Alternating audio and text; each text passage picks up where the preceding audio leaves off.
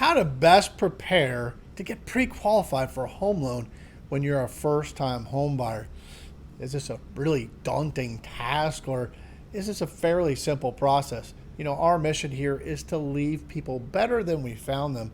And we do this through education. Making sure that you have the right information is going to be just so impactful on making sure that you know what to do, how you need to do it, and where it's going to go. And it's going to give you more confidence on taking that next step. My name is Matthew Thorne. I am a senior loan officer with about 25 years of mortgage experience.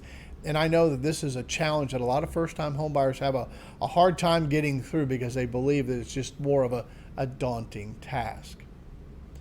Now, if you watch the video until the end, it's going to walk you through all the steps that we're going to need, what we're going to talk about, and how that impacts you. What do you need to kind of think about, and what's involved in the questions that are going to come across during the pre-approval or pre-application process. Please make sure you go in and like and subscribe to the channel. We've got other content that's going to be really impactful around this subject as well. So the home buying process, getting pre-qualified for a home loan, is it really a daunting task? I know that it can be difficult to conceive of what is going to come out, that you're going to put a lot of your information out there, and it's really just not that daunting. Okay, we're going to go over the first step, which is the application. An application can be taken one of three ways.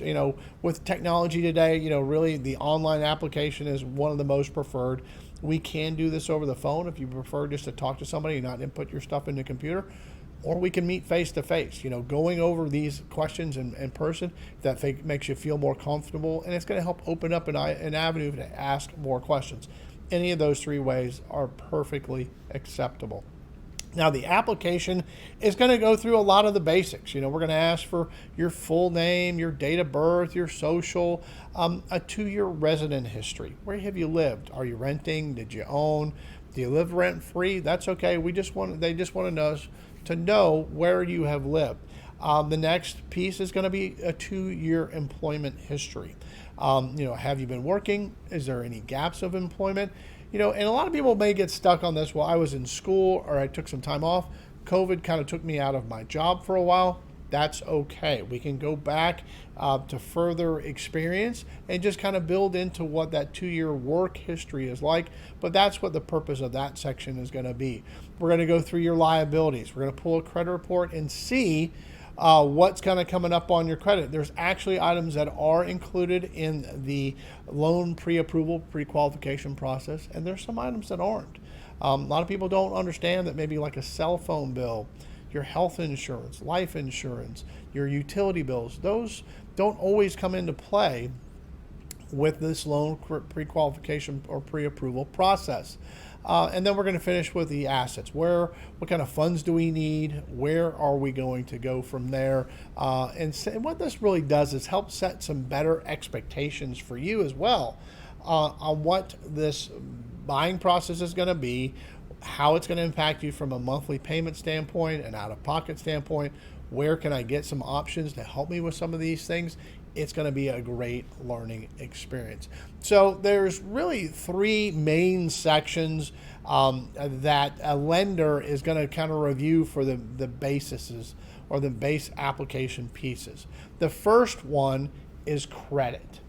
And this is the one we kind of get some questions on as well. Where is my credit? You may have an app on your phone, or you may get something from your credit card company as to where your credit standing is. And a lot of people, they look at that information and then they kind of take that in a subjective view. There's actually 3 credit bureaus. There's TransUnion, Equifax, and Experian. And we're going to pull what they call a tri-merged credit report. And we're going to look at all 3 scores.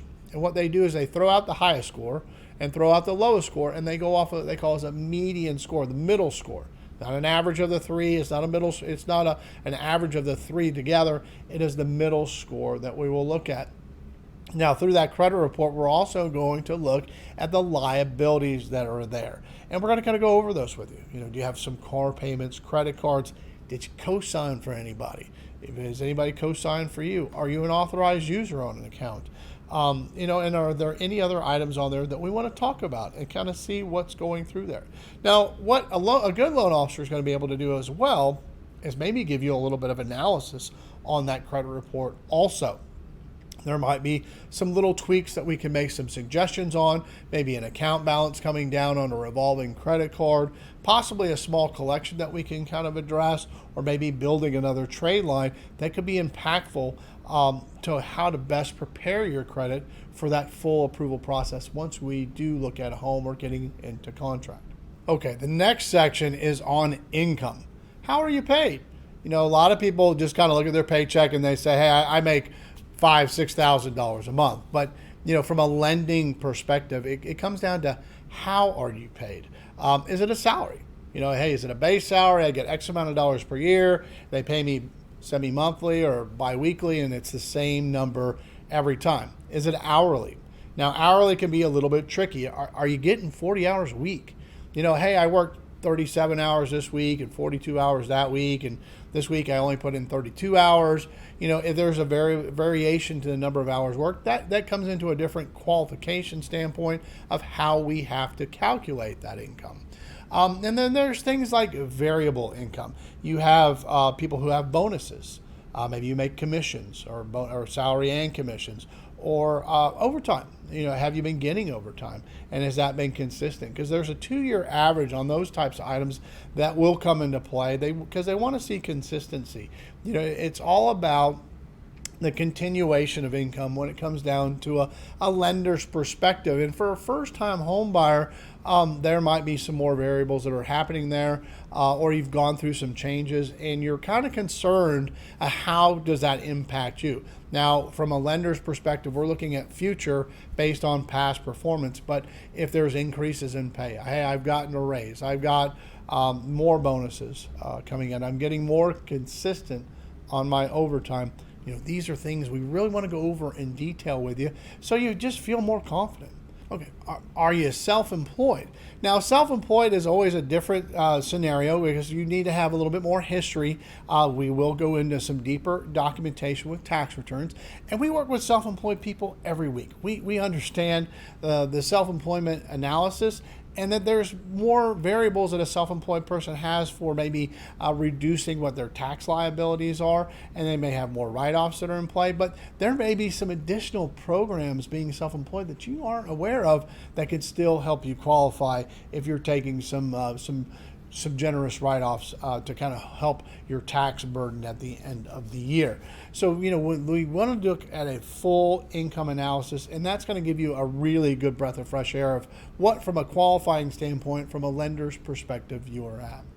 Now, the last section is really going to come into the assets. Now, assets are always a moving variable because we go in and out of our bank accounts through daily expenses. Do you have checking accounts? Do you have savings accounts? Have you established any other savings patterns? Money market accounts? Do you have stocks or other investments that you look into? A lot of people are not really aware of the functionalities of a 401k. 401ks do vary by employer, from employer to employer, and what they will allow you or not allow you to do. Many of them do have options to where you can borrow against your 401k for down payments or for closing costs to when you're purchasing a home. And from a lender's perspective, we don't hit you for any type of liability that may generate. You're borrowing your own money. Now you're going to pay your own money back. Your 401k funds should still operate and invest at the same levels as what you had. You just borrowed some money against that you're going to repay. And sometimes that's a really great way to leverage one of your assets to buy another fixed asset like a home. So when we go through credit, when we go through income and assets, this is really going to bring just your knowledge level into just a whole different perspective as to where you're at. We need to hit certain highlights in all three of these. We want to know that your credit's in a good standing. Are there improvements that we need to make? We want to know that your income is consistent, and then there's a continuation pattern that we can really, document and justify to an underwriting through a lending opportunity there. And then the assets. Do we have the funds to close that you need? And what this does is it's going to help you really set really great expectations on how that's going to impact you from a monthly payment standpoint to an out-of-pocket standpoint. Is this the time for you right now? Or, hey, do I need to work on this for the next 3, 6, 9, 12 months? We're here to work at your time frame, but we know that if you go through this process, you're going to feel a lot stronger about what to do next. Again, our goal is to leave you better than we found you, and we're going to do that through the best information that's going to apply to your situation.